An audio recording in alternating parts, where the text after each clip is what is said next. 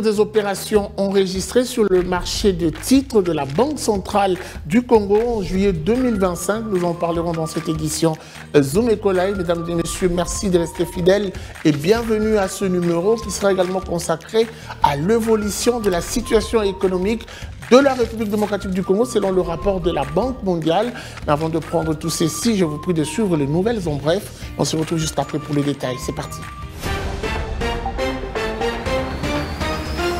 Avec plus de 100 millions de dollars américains d'investissement engagés, la zone économique spéciale de Kinmalebo, en cours d'aménagement à l'est de Kinshasa, s'impose comme l'un des leviers majeurs de la relance industrielle de la République démocratique du Congo. C'est dans ces cadres que le ministre de l'Industrie, Louis Watum Kabamba, a effectué le jeudi 31 juillet 2025 une visite d'inspection sur les sites, saluant la dynamique de mise en œuvre du projet. Prévu sur une superficie de 497 hectares, l'ASES de Kinmalebo est conçu comme un pôle industriel intégré, apte à attirer les investissements nationaux et internationaux, à dynamiser la production locale et à accroître la compétitivité des entreprises congolaises. Plus de détails sur Zoom-Copanet. Le département d'État américain a annoncé ce vendredi 1er août 2025 une contribution additionnelle de 52 millions de dollars américains du Programme alimentaire mondial. Cette aide d'urgence bénéficiera à 1,9 million de personnes réparties entre la République démocratique du Congo, l'Éthiopie, Haïti et Djibouti. Dans un communiqué officiel, les autorités américaines ont souligné que sous la présidence Trump, les États-Unis d'Amérique demeurent le premier fournisseur mondial d'aide alimentaire et humanitaire. Le solde mondial de transactions courantes ont augmenté de 0,6 points de pourcentage du PIB mondial en 2024, un chiffre considérable. Si l'on corrige ces soldes de la volatilité atténuant à la pandémie et à la guerre en Ukraine menée par la Russie, cette évolution marque une nette rupture avec la tendance au resserrement observé depuis la crise financière mondiale et pourrait être le signe d'un changement structurel majeur. Plus de détails sur Zoom-Copanet. L'énergie, l'infrastructure, chaîne des approvisionnements de minerais, gestion de parcs nationaux et tourisme, santé publique et autres possibilités d'élargissement de la coopération, tels sont les 6 axes stratégiques du cadre d'intégration économique régionale que la République démocratique du Congo et le Rwanda aspirent à mettre en place sous l'égide des États-Unis d'Amérique pour la paix, la stabilité, le développement économique et la prospérité. Le parti ont exprimé leur intention de coopérer pour s'assurer que la production et l'accès à l'électricité pour l'industrie et les ménages augmentent et envisagent la création d'un pôle énergétique régional. Voilà, c'est un plaisir de savoir que vous êtes nombreux à nous suivre. Nous allons déjà démarrer avec notre toute première rubrique. Il s'agit des chiffres clés qui nous sont présentés par Judith Onomaka. Elle revient sur les opérations enregistrées sur le marché des titres de la Banque centrale du Congo en juillet 2025. Nous allons la recevoir tout de suite après ceci.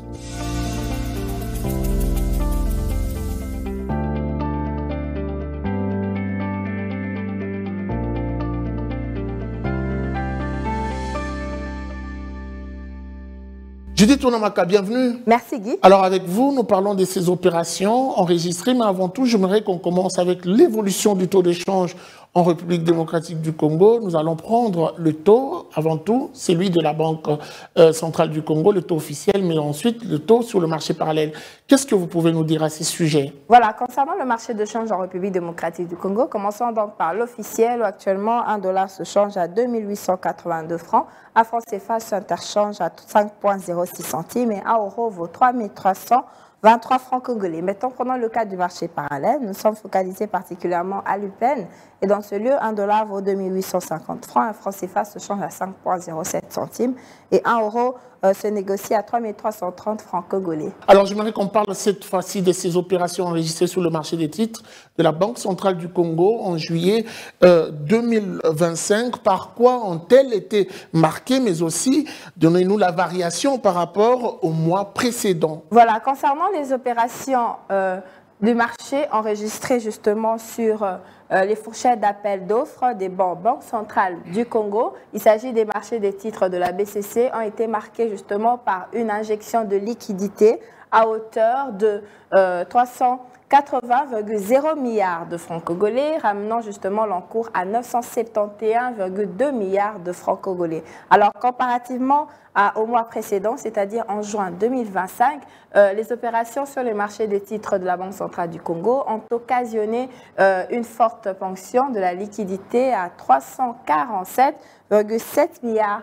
de francs congolais, soit inférieur aux opérations enregistrées au mois de juillet 2025, portant justement l'encours à 1580,6 milliards de francs congolais, soit supérieur à celle observée en juillet 2025. Mais alors, Judith Tonamaka, quel a été le niveau d'appel d'offres lancé par la banque en juillet 2025 comparativement au mois précédent? Bien, concernant les résultats de cet encours, je cite que les bandes supérieures des fourchettes proposées pour les bons à 7 jours est justement à 800,0 milliards de francs congolais sur les soumissions reçues de 397,0 milliards de francs congolais. Les soumissions retenues ont été au même montant de 397,0 milliards de francs congolais. Et pour les bons BCC à 29 jours, 450,0 milliards de francs congolais ont été enregistrés sur les bandes supérieures des fourchettes proposées et les soumissions retenues ont été de 235,0 milliards de francs congolais contre des soumissions retenues de 235,0 milliards de francs congolais. Alors, pour noter la répartition au cours de cette échéance, c'est-à-dire juillet 2025, on voit 397,0 milliards de francs congolais pour une maturité de 7 jours et 574,2 milliards de francs congolais pour celle à 28 jours. Concernant les résultats pour le mois de juin 2025, on note que les bornes supérieures des fourchettes proposées pour les bons de 7 jours ont été de 900,0 milliards de francs congolais et les soumissions retenues ont été de 896,2 milliards de francs congolais. Les soumissions retenues ont été de 896,2 milliards de francs congolais, soit le même montant. Et les bons BCC à 28 jours ont été de 500,0 milliards de francs congolais contre 310,0 milliards de francs congolais pour les soumissions reçues. Et le même montant revient pour les soumissions retenues à 310,0 milliards de francs congolais. Et concernant la répartition au cours de cette échéance, c'est-à-dire juin 2025, et il y a 896,2 milliards de francs congolais pour la maturité de 7 jours et 684,4 milliards de francs congolais pour celle à 28 jours. Merci beaucoup à vous pour ces précisions. Je rappelle que vous étiez à la présentation des chiffres clés. Merci à vous, Guy. C'était un plaisir. Après, nous allons prendre cette fois-ci ces rapports de la Banque mondiale, un rapport qui présente l'évolution de la situation économique de la République démocratique du Congo. Et pour en parler, nous recevons sur ce plateau Solange Toumba. Elle sera avec nous tout de suite après ceci.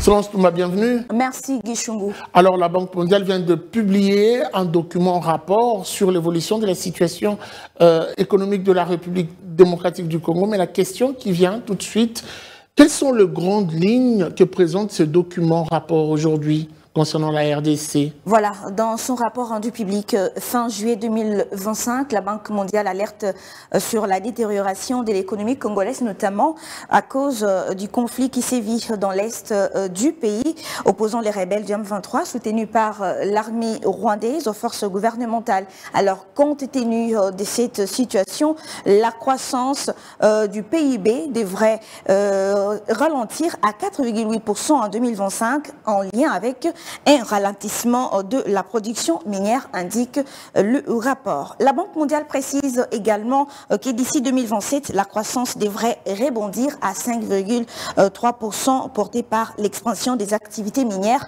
et les investissements dans les infrastructures. Est-ce que ce document a également abordé des questions liées à l'inflation ? Alors, je serai très brève par rapport à cette question. Quant à l'inflation, elle devrait continuer de baisser, et ce qui renforcerait le pouvoir d'achat des ménages et la réduction de la pauvreté qui reste jusque-là les cheval des batailles pour la Banque mondiale, ajoute les documents. Alors, on va se quitter avec cette question. Puisqu'on parle de l'évolution de la situation économique, moi, j'aimerais qu'on fasse un petit récapitulatif. 3 ans avant, quelle a été la situation économique ou l'évolution de la situation économique de la République démocratique du Congo, Solange Toumba. Dans un communiqué du 2 juillet dernier, le Fonds monétaire international a pour sa part reconnu que si la situation économique de la République démocratique du Congo reste difficile à cause du conflit dans sa partie est, elle démontre une certaine résilience. Malgré cet environnement difficile, l'activité économique est restée résiliente avec une croissance robuste du PIB de 6,5% en 2024, tirée par les dynamisme continu du secteur extractif. La stabilité extérieure s'est renforcée, portée par la réduction du déficit du compte courant et l'accumulation continue des réserves internationales. Les pressions inflationnistes continuent de s'atténuer et l'inflation en glissement annuel est passée de 23,8% fin 2023 à 11,7% fin 2024 et à 8,5% fin juin 2025, précisé les Fonds monétaires international dans son communiqué. Merci beaucoup à vous pour ces précisions. Vous étiez à la présentation du dossier. C'est moi qui vous remercie. Après la signature d'un accord de paix, la République démocratique du Congo et le Rwanda envisagent de signer un autre accord. Il s'agit d'un accord de principe du cadre d'intégration économique régionale. Et pour en parler, nous recevons le ministre de la Communication et médias, M. Patrick Mouyaya, qui est notre invité. Il sera avec nous tout de suite après ceci. Monsieur le ministre, bienvenue. Merci. Alors, nous avons vu et même suivi, communiquer suffisamment sur ce premier accord qui était signé entre la République démocratique du Congo et le Rwanda. Vous nous revenez avec des précisions sur un autre accord. Cette fois-ci, il s'agit de l'accord du principe du cadre d'intégration économique régionale. On aimerait d'abord ressortir la grande différence qui existe. Alors, dans l'accord de paix, vous vous souvenez qu'on a parlé, je pense, au point 6 de l'intégration économique régionale qui ferait l'objet d'un autre accord. Souvenez-vous, le président américain avait annoncé qu'il y aurait un accord qui devait être signé par les deux chefs d'État. Il s'agissait bien évidemment de cet accord d'intégration économique et pour qu'on arrive un peu dans l'esprit de ce que nous faisons depuis le début, avant l'accord de paix du 27 juin, il y avait la déclaration de principe du 25 avril. Et donc, avant qu'on arrive à cet accord définitif, nous devons passer par les principes que nous avons évidemment entre les deux parties spécifiés.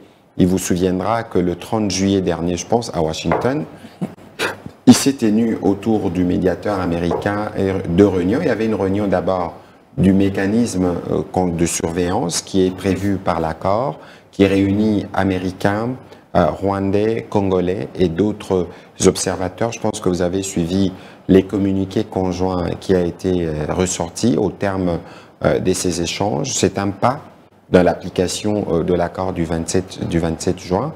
Et ces textes viennent en réalité précéder les textes d'un accord. Alors, pourquoi on a fait cet accord, cette déclaration de principe pour la création du cadre d'intégration économique régionale? Parce qu'il faut fixer justement le cadre dans lequel cette intégration va se faire. Il fallait définir le principe, et vous connaissez nos lignes rouges.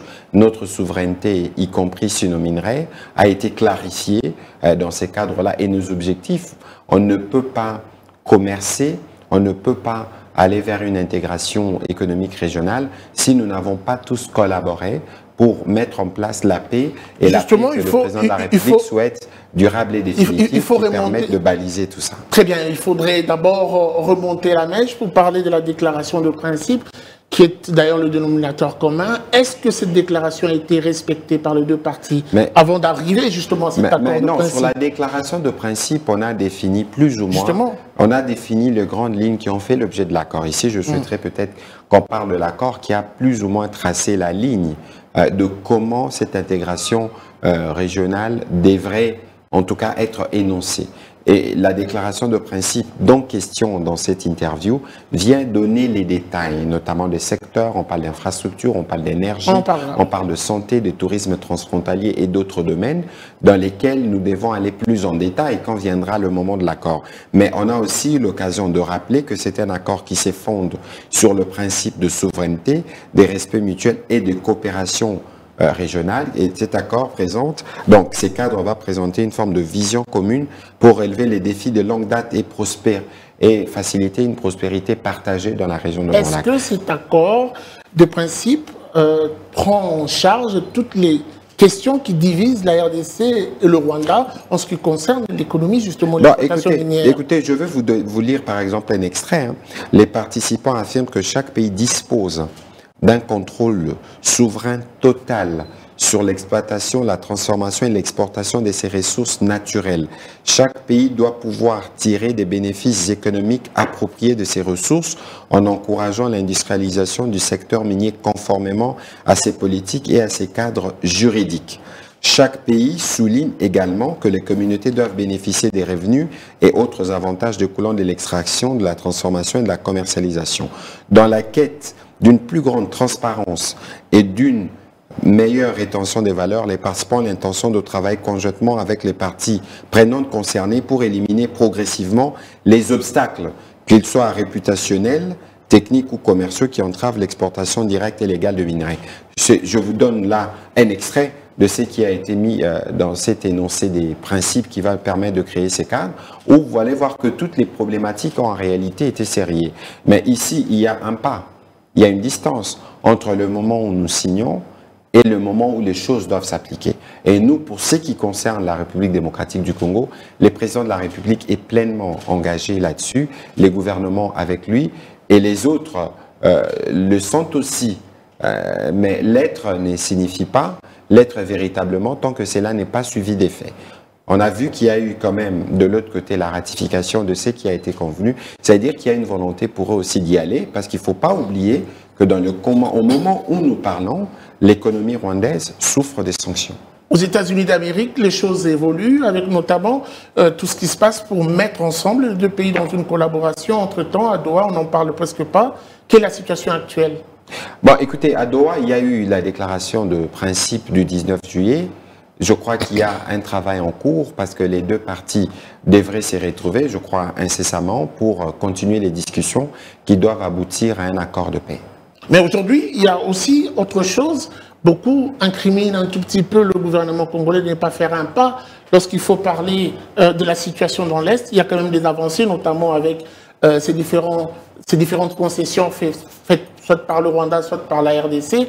Mais le gouvernement de Kinshasa continue à indexer, à citer le Rwanda, qui a quand même accepté de... Non, écoutez, ce n'est pas parce que nous allons vers la paix qu'on doit oublier de donner les raisons qui ont milité à la création de cette situation. Il ne faut pas oublier qu'on ne peut pas construire la paix en oubliant le passé. On ne peut pas non plus penser construire une paix définitive et durable si on n'a pas traité les questions. Parce qu'on est dans un processus de négociation. Tout au moins au plan judiciaire de certains coupables, parce qu'il y a des crimes imprescriptibles qui ont été commis. Et toutes ces choses-là ne sont pas, à mon avis, antinomiques. C'est des choses qui peuvent se faire en même temps. Ici, il faut considérer que nous sommes engagés dans, et c'est ça les cadres, par exemple, des échanges que nous avons avec nos étudiants, pour les engager dans la construction de la paix. Mais pour qu'on arrive à faire le choix de la paix, on doit être en mesure de comprendre d'où nous sommes venus, où nous sommes là, et ce qu'il faut qu'on fasse collectivement pour que cela ne se répète plus. Il ne faut pas oublier non plus que nous sommes encore dans un contexte marqué par des tensions, et que même si nous faisons ce cheminement vers la paix, nous devons rester vigilants. Et c'est donc dans le cadre de cette vigilance citoyenne que nous faisons notre part pour nous assurer que notre jeunesse comprend ce que le président de la République est en train de faire actuellement, parce que ce qu'il fait actuellement, c'est ce qui va déterminer le futur et l'avenir de notre pays. Monsieur le ministre, vous êtes sans ignorer que la RDC est toujours reprochée de négocier en position de faiblesse à chaque fois qu'il y a un accord à signer. Consultez l'histoire. Aujourd'hui, la RDC joue une carte majeure avec notamment la signature de cet accord de principe du cadre d'intégration économique. Est-ce que, selon vous, en lisant cet accord, vous sentez que la République démocratique du Congo se positionne comme une nation en force face au Rwanda? Mais bien sûr, ceux qui parlent de faiblesse, j'aimerais bien savoir de quelle faiblesse ils parlent. Il y en a plusieurs accords qui ont précédé celui-ci. Non, il faut qu'on soit précis, parce que nous sommes dans un exercice qui est délicat, parce qu'il y a justement dans les le contexte actuel, plusieurs processus en même temps, il faut qu'on s'assure que tout le monde comprenne. C'est pour ça que nous faisons un travail de pédagogie où nous expliquons les cheminements à partir du 18 mars, lorsque le président Tshisekedi a rencontré les présidents rwandais autour de l'émir du Qatar et de tout ce qui s'en est suivi. Regardez par exemple dans l'accord du 27 juin, mais cet accord réitère notre principe défendu à corps et à cri de souveraineté. Personne ne le conteste. Ne médite pas que ça, c'est une position de faiblesse. Ne médite pas non plus que lorsqu'on l'obtient, qu'il n'y ait plus de brassage et de mixage, c'est une position de faiblesse. Ne médite pas non plus que lorsqu'on l'obtient, avant qu'on passe au cadre intégration économique régionale, qu'on combatte les trafics illicites, la contrebande et tout ce qu'il y a d'activité à la base des morts de Congolais aujourd'hui pour mettre un main sur nos mines. On a célébré les Génocaustes il y a quelques jours. C'était en position de faiblesse. Non. C'est pour ça qu'ici, il est important que nos jeunes s'impliquent davantage en lisant ce qui est écrit dans les différents textes. Parce que ce n'est qu'en les lisant, et en les lisant dans un cadre général d'un écosystème où il y a d'autres textes aussi qui ont été mis en contribution, qu'on peut se faire une véritable religion sur tout ce qui se fait. Combien d'accords la RDC doit-elle signer exactement pour atterrir à ces consensus de paix attendus? Bon, écoutez, au point où nous en sommes, nous avons l'accord de paix de Washington du 27 juin 2025. Il y aura l'accord de paix de Doha entre les représentants du gouvernement et l'AFC M23. Il y aura l'accord qui va porter à la création du cadre d'intégration économique régionale qui sera signé par les chefs d'État. Non, parce que justement, il faut régler les problèmes et nous savons tous que les vraies raisons de la guerre sont économiques. C'est pour ça que la question économique devrait figurer en bonne place dans les échanges et n'oubliez pas qu'il y a une volonté du gouvernement américain d'investir dans la région et nous connaissons tous les standards américains lorsqu'il s'agit d'investissement en termes de lutte contre la corruption, en termes de lutte contre les trafics illicites, en termes de lutte contre la contrebande. Donc on peut espérer que la combinaison de ces trois accords nous permettront d'avoir une paix durable et restaurée dans cette partie, et pas seulement, mais surtout de déclencher tous les potentiels économiques de cette région qui va pas seulement profiter à la RDC, au Rwanda, ça va profiter au Burundi et à tous les autres pays de la région. Est-ce que l'on peut comprendre aujourd'hui, Monsieur le ministre, que cet accord vient contraindre la RDC à tout prix à négocier, même à collaborer avec le Rwanda pour réussir son élan économique? Non, mais nous avons déjà notre élan économique, n'oubliez pas. Aujourd'hui, c'est que nous voulons, dans le cadre de l'élan économique que nous avons dans les autres parties du pays, par exemple, principalement au Katanga, autour du bout minier. Vous avez vu que nous développons un projet minier dans le Congo central avec le manganèse. L'idée, c'est d'être sûr qu'on a cassé tous les circuits de trafic illicite dans cette partie du pays. La contrainte, s'il faut parler en termes de contrainte, j'allais vous dire qu'elle est naturelle, du fait que le Rwanda sera indéfiniment voisin de la RDC et que si par le passé nous avons eu la paix, on pourrait créer les conditions pour avoir la paix. Alors on va se quitter avec cette question. Le chef de l'État met au centre de son action la population, le peuple d'abord. Vous en savez quelque chose? Bien sûr. Aujourd'hui, cet accord qui sera signé, envisagé d'être signé entre la RDC et le Rwanda, donne-t-il des garanties et si oui, lesquelles à la population congolaise? Mais la première garantie, c'est qu'on veut la paix. Et n'oubliez pas que le président de la République, lorsqu'il parle de paix, il parle de paix définitive et durable. Ça veut dire que cette paix-là, nous l'avons sur papier, nous avons plus ou moins défini les principes de ce qui va nous conduire vers la paix. Mais maintenant, c'est question de l'implication des acteurs et de la réalité sur le terrain. C'est dans ces cadres qu'il faut situer la réunion qui s'est tenue à Washington le 30 juillet entre les différentes parties, où on a convenu d'un mécanisme où on va rapporter les différentes difficultés liées à l'application et où on a des garants, notamment américains, qui vont accompagner l'application effective de l'accord. Parce que l'objectif n'est pas seulement d'avoir un accord de paix, l'objectif c'est de développer le potentiel économique de la région. C'est pour ça que nous allons aussi dans les cadres d'intégration économique régionale. Donc tout ceci doit être bien clair et bien compris de tous. Merci beaucoup, Monsieur le ministre, pour ces précisions. Je rappelle que vous étiez notre invité du jour. Merci beaucoup. Suivez-moi tout le jour à travers Zoom Wende sur Zoom Eco Live. Abonnez-vous sur notre chaîne YouTube. Zoom Eco Live, la référence de l'actualité économique en RDC. Allez, il est temps de faire le marché ensemble. Naomi Kandé nous y amène à travers sa rubrique Zoom Wednesday. Aujourd'hui, elle prévoit au menu les prix des différents sacs de riz à Kinshasa, capitale de la RDC. Je vous prie de suivre et on se retrouve juste après.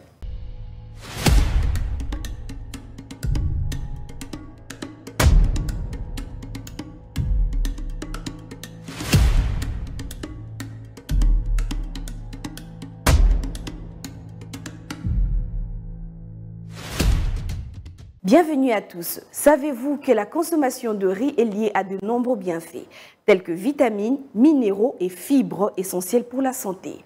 Sans plus attendre, découvrez avec nous le prix des différentes mesures de riz vendues à Kinshasa. Et on se retrouve juste après.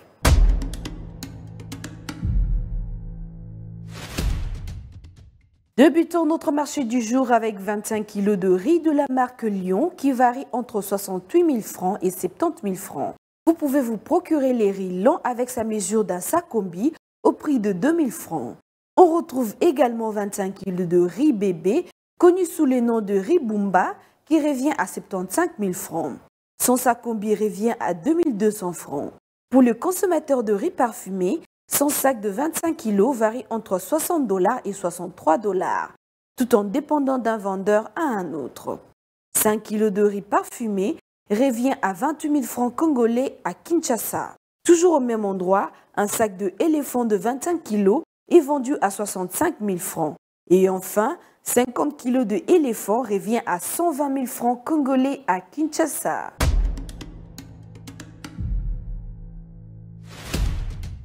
C'est tout pour ces numéros de Zoom Wednesday. Prenons rendez-vous au prochain numéro. Au revoir.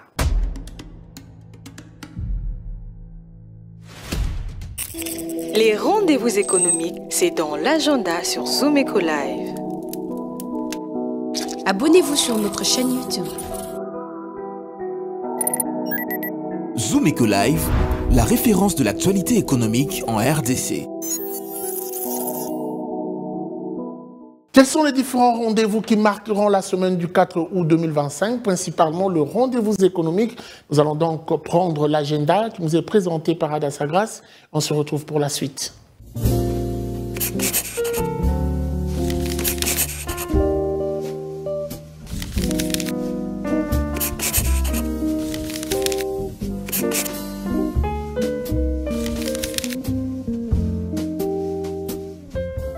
Bienvenue à l'agenda, voici les activités économiques.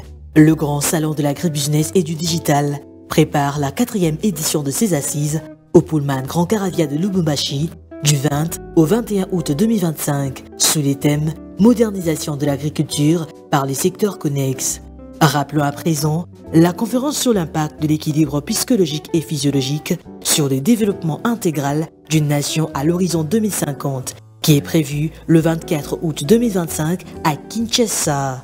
Et pour finir, DRC Travel Meet tiendra à son tour un événement sur l'innovation, le numérique et l'intelligence artificielle au service du tourisme, qui débutera du 25 jusqu'au 26 août 2025 à Hilton Hotel de Kinshasa. Merci de nous avoir suivis. Au revoir.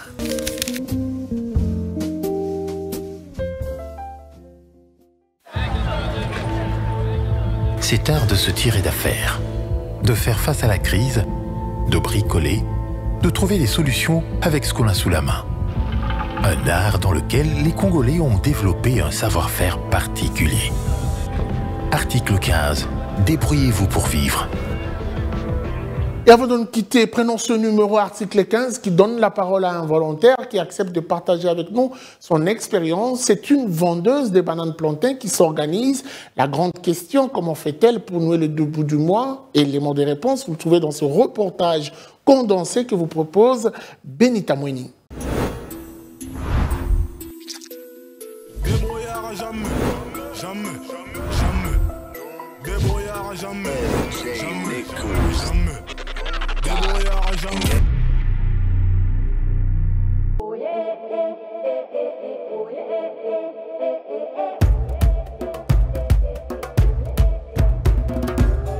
commerce na ko bata 20 ans ndambo. Musala nde na sala ezala otangisa bana kobokola bana moi na makambo mususu kwa tosala ndenge eza wana. Mama ngam tasaki musala o tozotanga tozosala musala o nande biso mo to message na musala o.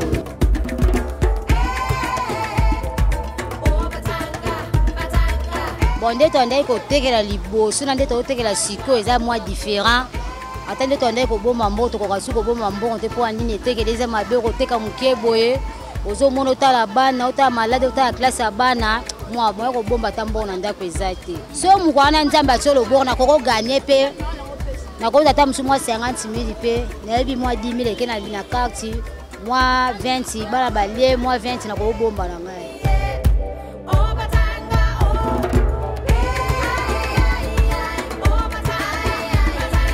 On est la teka abona ta moi carte nanga moi likemba ngana zotia ta na ozwa mbongo na yebi bénéfice nanga yango wana to na hotela nga moi carte nanga 10,000 na soka tana ozwa moi 300,000 nanga 300,000 ko sa ngota mususu musu ekina mina bala bana musu pena ko so moi loko nanga nzoto musu pena ko boka tana caisse na bom na kata ndako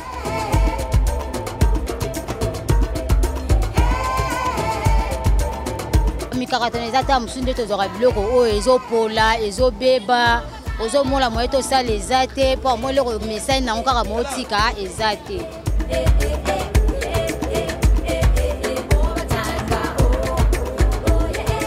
maman o ba vani na ndako ba osala eloko te bayaka to kota biso na kata to débrouiller kaka bongo pona oya na ozo ya mukiana nzambe bazo pesa ngane ngeza wana ko vana na ndako eza kaka passe oyo moko zo luka na oya kozela eza nde mususu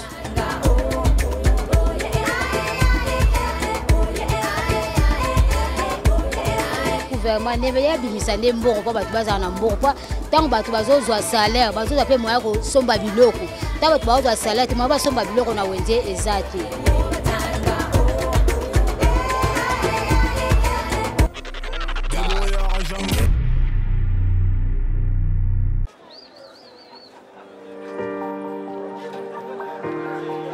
Dans les détails du marché, nous avons appris à vous connaître, à vous comprendre et vous apporter plus de lumière. Désormais, avec vous, c'est parti pour un voyage de rêve vers une destination meilleure. Ensemble, découvrons le civisme fiscal et la bonne gouvernance dans la gestion de la Res Publica grâce au décryptage de l'actualité économique du pays avec des chiffres clés. Avec une équipe de professionnels, découvrez le quotidien des Congolais en exclusivité à travers des dossiers et analyses approfondies. Zoomeco TV, la référence de l'actualité économique en RDC. Voilà, c'en est fini pour aujourd'hui. Merci de nous avoir suivis. La suite, c'est sans doute au prochain numéro avec le même plaisir. Vivez heureux, vivez 100 ans. Au revoir et à très vite.